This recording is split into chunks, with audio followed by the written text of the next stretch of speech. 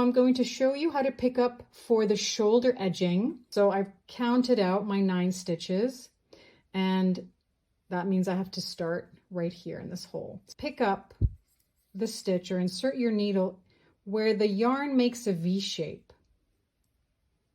Let's bring this closer. So right in here is where you want to pick up your first stitch versus here.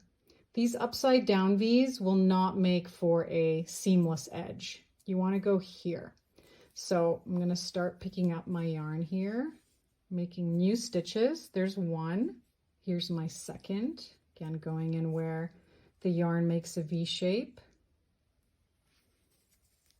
3, 4,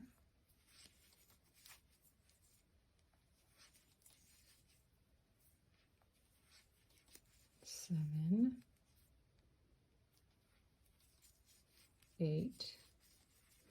Now, the other thing I'm going to do, and I counted this out, as you can see, my 9th stitch will be this funky little edge row, which is technically not a V shape, but I'm going to count that and put a, insert my needle through that, pick up a stitch for that as my 9th stitch, because that will make a nice clean edge around the entire piece rather than do a strange jog, you know, into the shoulder once the piece is finished.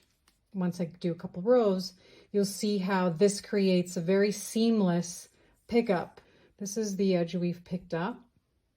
You can see that little bumped edge in the back. But as you start knitting, you can see that that creates a very seamless shoulder edge.